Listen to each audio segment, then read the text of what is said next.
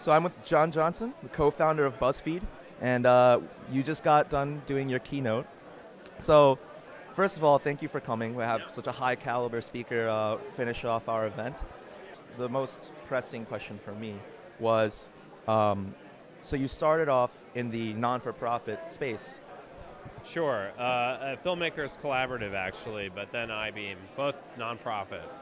Right, and actually, could you just give like a really brief description about what those were? Sure. So iBeam is an art and technology laboratory, a kind of incubator for art and hacking projects and just interesting art and tech projects. And the Filmmakers Collaborative was a kind of independent film analog to that preceded it. And so obviously you moved away from that non-for-profit scene into the for-profit world, and kind of, why did you want to do that, and how was it mechanically for you to make the switch? Right. So it was very easy in a lot of ways to make the switch because I really don't think in for-profit or not-for-profit frameworks. I think about exciting opportunities and problems to solve and challenges, and sometimes the best framework to do that in is for-profit framework, and sometimes the best is a not-for-profit framework. And you just figure that out as you're exploring an opportunity. Personally speaking, which did you find more gratifying, if there is a distinction? I don't know. I found I don't think there's a pattern of higher gratification with one model than another for me. But I'm also just one person. And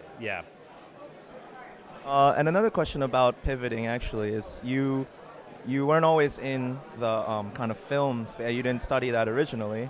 You went back to school to study, and how does one make that decision to just, like you said in your talk, just drop everything and pursue this new interest? Was that hard, scary, or do you just do it?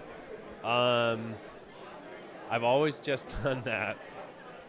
Always just, dive right in. And yeah, I've found that a little bit of thought beforehand. Maybe check the water temperature, but not spend a lot of time after that.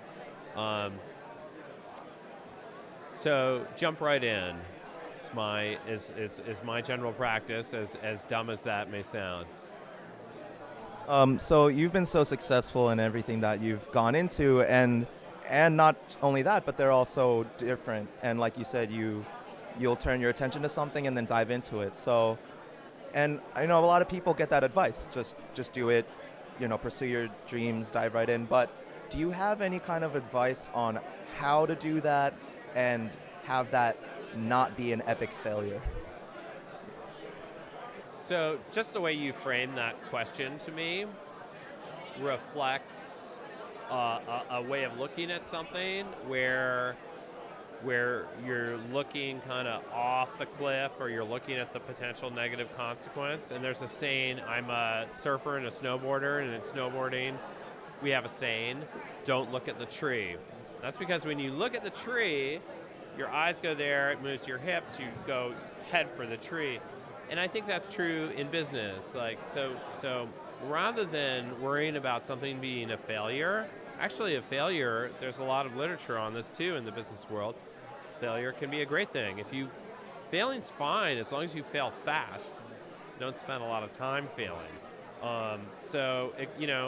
Epic failures can be great. So I wouldn't worry about. I would recast it and say, in terms of it being a great success, and then I'd say, just set modest goals and you'll have a great success. All right. Thank you so much for talking here. Thanks. John Johnson, thank you.